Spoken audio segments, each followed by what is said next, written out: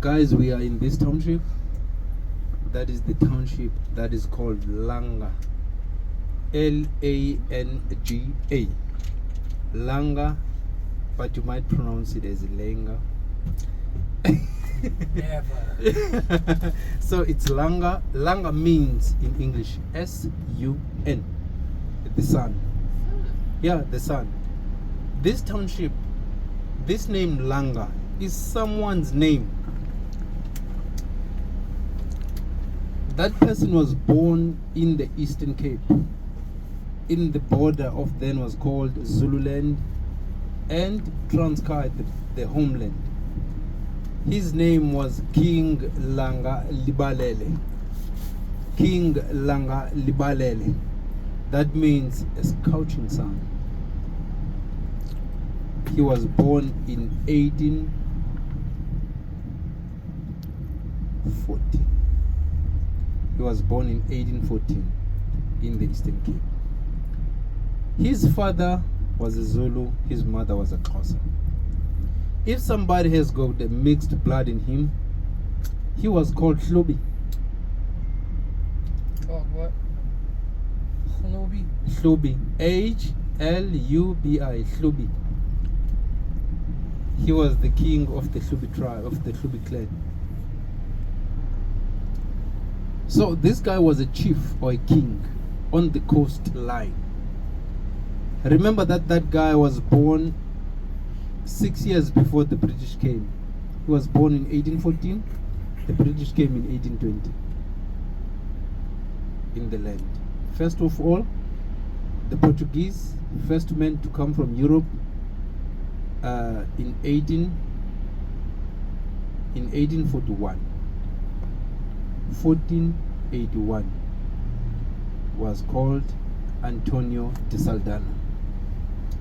Came on the shores of Cape Town alone from Lisbon. He didn't do anything at the foot of the Table Mountain, where the people that were staying there, the Khoi and the San, or the Bushmen. He came in, he explored along the coast, west coast towards Namibia, in a place today that is called Saldanha Bay. That's where he found a fishing harbor. That is today, that town is called after him. It's called Saldanha Bay. He's the first man from Europe in 1503 to climb the Table Mountain from Europe. And in 1488, two navigators came from Lisbon also, Bartolome Diaz and Vasco da Gama. 6th of April 1652, the employees of the Dutch East India Company from Netherlands came on the shores and explored. Even before that, the reason that this country changed totally, it was because of the ship that was coming from Netherlands. They were on their way to India to sell the spice before 1652. There was a ship that was called Harlem that wrecked. That's where the V&A waterfront is today. There was a wreck of the ship of Harlem that changed everything in this continent. Because of the shore that was shallow, nobody got injured. They got in the waterfront and explored the city, and then find the Bushmen. What they did, because they had the bracelets, earrings, mirrors, what they did, they wanted to exchange, because those guys were the farmers. They were agricultural, farming and agriculture and farming. The Bushmen were eating the fresh food, the fresh vegetables, everything, fresh meat. They were the hunters. What they did, they came in, they exchanged with their bracelets or whatever they had. They wanted their cattle and sheep to exchange. They never took the land. They exchanged. And then in 1652, that's when more Dutch people came in the group with the big ship, the Dutch East India Company. and then they settled at the Cape of Good Hope, and then they came in because it was not their first time. They were told, they sent the first when those that were in the wreck of the Harlem, they sent a word to the King of Netherlands to say, hey, we found the land that is rich. And then with their second trip in 1652, they already knew what was happening. So they came with more of their things to exchange with the Bushmen. And then after the years, what they did, they explored on the east. And then here they started to fight with the king of the Bushmen. And then they fought, they had guns. And then the Bushmen, they were using the bows and arrow. So they fled the area and then went towards northern Cape and Namibia. And then they took the land. And then in 1688, the French came, about 300 men from France. That were the third nation from Europe. They came 1688, 300 men, because of the religious conflicts in France under the leadership of Louis XIV. They came to Simon van der Stel in Stellenbosch. They asked him for a piece of land. He said, go over the land and you'll find a place. That's where now they are. There's a town that is called Franschhoek, that means the French corner. They settled there. They developed everything. If you go to Franschhoek, it's French. And in 1820, the British came. The British came, and then they explored towards the east, and then the Xhosa kings were there. They wanted to do the same thing, to exchange with their jewelry, with the cattle and sheep. And then after that, they wanted to take the land. That's why on the coastline, I'm coming to the story of King Langa. King Langa was then very old as a king. He fought with the British. Remember that in the yesterday they were using the spear, the short spear.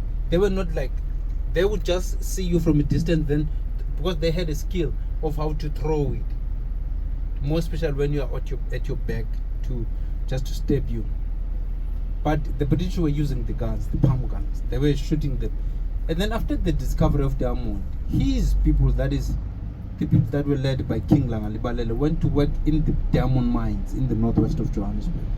That's where some of them got the positions to head the ammunition. They were trained. And then they didn't return the guns because they knew what they were facing on the coast. King Langa told them that when you come with the guns, and then don't go back to the land, to the northwest of Johannesburg in Kimberley. They didn't go, and then they were able to fight the British on the coast. And then the British saw that they were killed, they were being killed. They reported now to Escort in his hometown that day, this man is killing us. And then the authorities went to King Langa and said, hey man, your people are killing the people on the coast. And then they didn't bring back the guns in the mine. It was only diamond mines. So the word went back to King Langa and said, hey, you are responsible for these killings of these British people. Then he said no. They called him to court. He said no.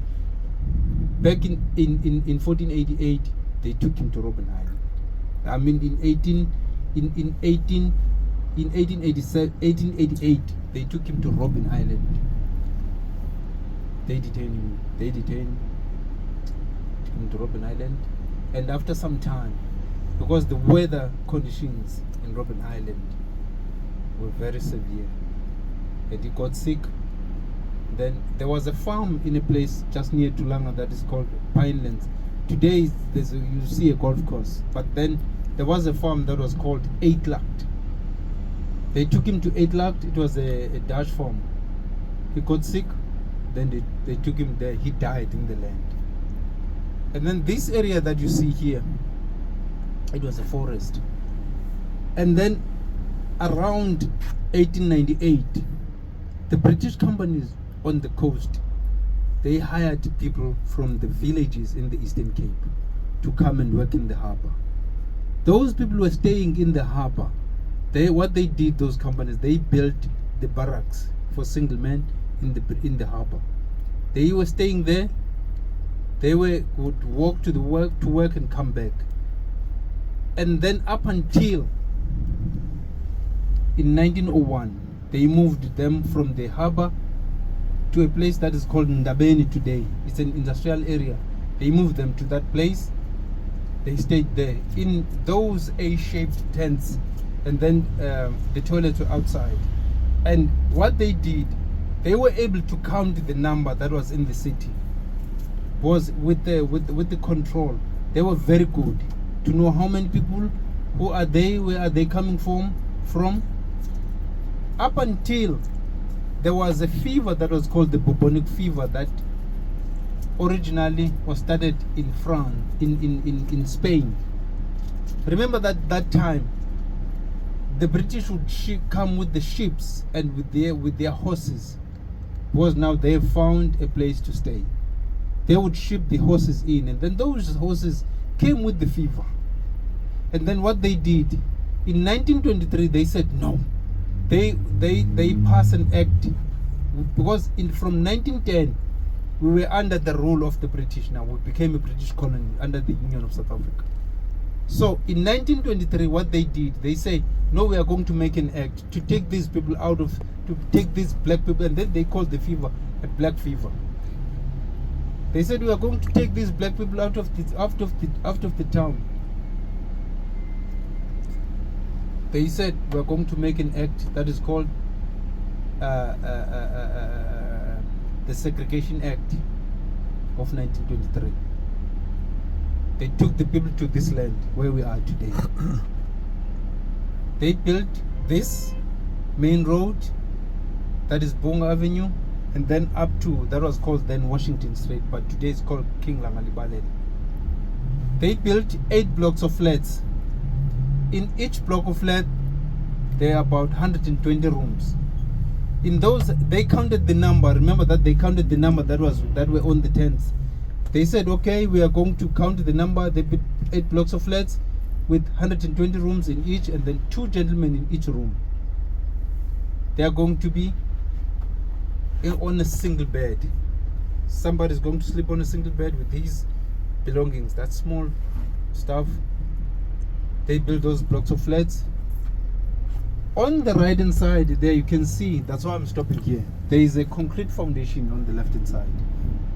There, you can see there's a concrete foundation. That's where the police station was. And the police station was about 98% white policemen. White policemen. And where you see these blocks of flats that were built in 2015, this area was where the police barracks were, where the policemen were staying. They would just cross the street to come to work. The reason be that they built the police station at the entrance of Langa was to check every vehicle that was coming in, to search. Who are you? Where are you coming from? Who are you visiting? And then they will search you. They will search the car. Remember that from 1910 to 1948, we were under the British rule. And then from 1948, the apartheid system started under the leadership of what was called the farmers or the Boers. So that was the system that was created to hate only one race, the black people. There's a lot of that going around. Yes. And in 1950, what happened? In 1950, after 1948, they formed what was called the Group Areas Act. That formed 10 Pandustans, because in 1913, they took the land, about 87% of the land, including the minerals. And in 1950, they formed the 10 Pandustans out of that 13% of the land. They separated us in the Eastern Cape, Northern Cape, and Northeast on the coast. They formed 10 Pandustans. If you are a Tswana, you were in Buputa Tswana. If you were a Sotho people, you had to be in Transvaal, that was the Republic.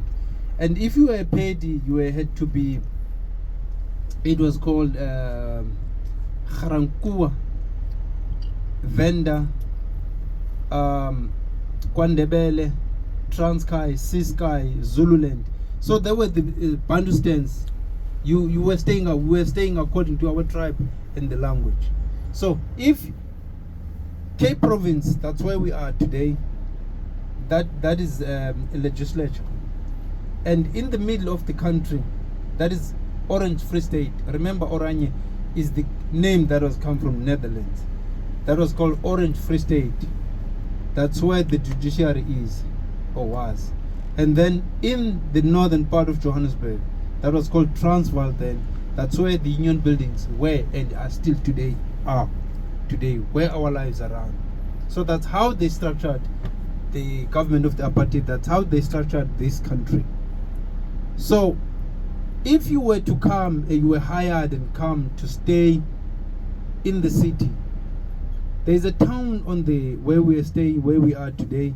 There's a town that was on the border that was called Queenstown, still there.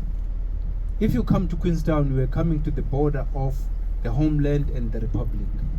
If you are coming to Cape Town, you are coming to the republic. We had our own documents for the homeland.